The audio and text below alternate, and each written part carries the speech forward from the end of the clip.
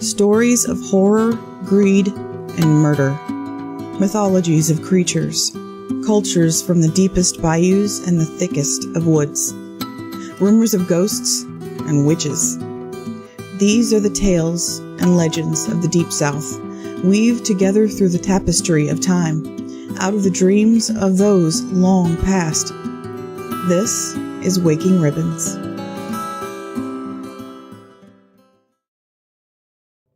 Today, for your listening pleasure, I bring you something wholly different and unorthodox. In the past, I have been known to create videos with fictional content, but the content that I bring to you now may or may not be fictional. The mind that dreamed it has seen many strange and disturbing things. Through the years, there have been many artists who have created stories in their art, especially in music. One such artist is one of the fathers of black metal. Born in Denmark just before the swinging 60s, a darkness grew into a masterful storyteller. A talented musician, author, and in some ways singer, King Diamond wrote stories while still in merciful fate and long after. 12 concept albums from 1986 to 2007, plus live album releases later, King is a legend. In this series, we are going to hear the stories told from the albums, but in this way, it will be palatable for all, especially those who love creepy tales. This is not to say King Diamond does not have an enjoyable sound. Their music is like no other, truly. It has greatly influenced bands who are also now influential in their own right, such as Metallica. Imitation is the highest form of flattery, and this is what I'm doing, as King has already done this for one of his albums. I wished that he would have done it for the rest, but sadly he has not. I recommend that after you watch here, you visit the video listed down below in the description for King Diamond telling one of his most horrific stories to date. In the meantime, let me tell you a story myself. The story I'm going to tell you today is one on an album called Fatal Portrait. Released in 1986, it was King's debut solo album without Merciful Fate. The album contains multiple stories. If this were a book, it would be a short story book. But we will focus on one story in particular. I won't ruin any of it for you with a synopsis. I just wish that you will enjoy the tale. And now, without any further delay, I wish to tell you the story of Fatal Portrait.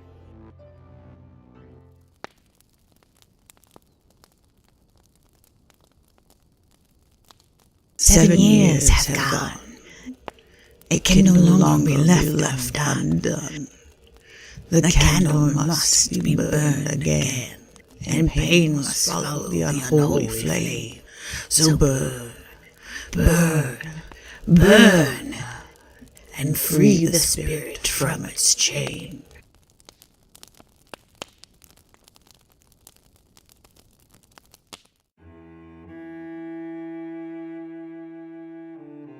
Every time I burn the candle in this house, I see a lovely but mutated face of agony. Jonah. Her hovering face whispers to me again and again. I see her face racked with grief and pain, pulling me to the attic, tears running from her eyes. But she doesn't tell me why. It is cold and lonely in this drafty house. I find pieces of someone's life left behind, as if in a fit of fury or maybe torment, they fled this house. And still, when I burn this candle, warmth filling the room, her face hovers near mine and moans in a twisted key. Jonah, Jonah. Suddenly, her face falls apart before my eyes. With sharpened curiosity and inexplicable need to solve the riddle of my home, I climbed into the attic, competing with thick, cold cobwebs and dusty, creaking floorboards. I searched. I searched by moonlight and by the flame of her candle. And there, on a dusty, broken shelf, I spied yellow pages that beckoned my eyes. The gray cover did not fool me. I knew in my heart it was for this book that I had been searching. The book seemed unreal. Untouched for years, 7 to be exact, This book had grown layers upon layers of dust. I pulled it from its perch, dusted its cover, and I cracked the spine open. Ancient, strange words lay on the pages, and as if I had known the rhyme all my life, I read it aloud. With a flash, the spirit of the candle girl emerged from the flame, but I noticed right away she had changed. She stood before me, looking as solid as my own form. She looked into my tearful, fearful eyes and smiled. "Hear my story," she said, as her white gown flowed all around us. "My name is Molly. I was only a girl of 4 years when I died. My mother, Mrs. Jane, was obsessed by evil jealousy. She wanted no one to look at me, so she locked me in this attic that you stand in now until I died. My mother somehow had this idea that if she painted my portrait, I would remain immortal. She wanted to hang me up above her fireplace, a little girl in lace, not a single trace of crime. She painted the portrait working day and night, autumn to spring, and as she painted, upstairs, a little life was ended. But it worked. My spirit came to life again in that fatal portrait. Despite her evil, I made the portrait speak in an evil tongue. You're gonna go beyond too. May pain and death bestow you." And with that, my mother grabbed a book unknown to me. She read aloud in an ancient rhyme. My spirit was bound to the candle you hold in your shaking hands. With her story ended, the attic filled with a gust of cold wind. She began to move into the dark. The wisps of her gowns, the most stainless of white, followed, leaving me alone in the attic. Molly's mother, Mrs. Jane, I found later, had gone insane after the death of her darling daughter. But Molly is not gone, no. She returns every night to the attic, where her dolls that live but do not live keep her company, calling out, "Mommy, why?" And to add to the unending mystery of my home, a woman in white wanders the house and the grounds. I suspect Mrs. Jane.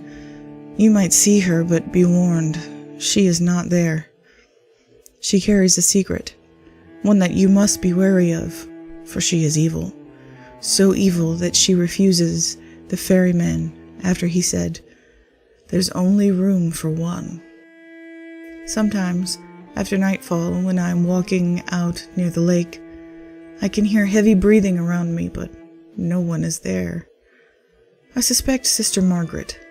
She drowned in the lake one evening, even after lighting the 7th cross to light her way back. I suppose it was my fault, for on Halloween night, I asked her to dance.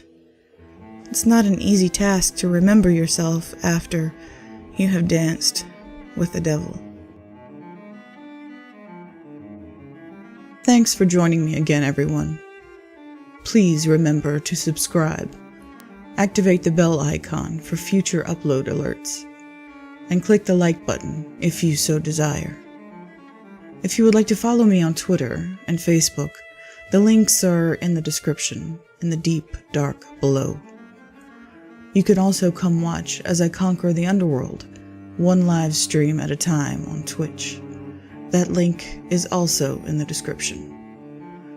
Be extra careful this dark season, else there's no presents for Christmas. Y'all take care now, and I'll see y'all real soon.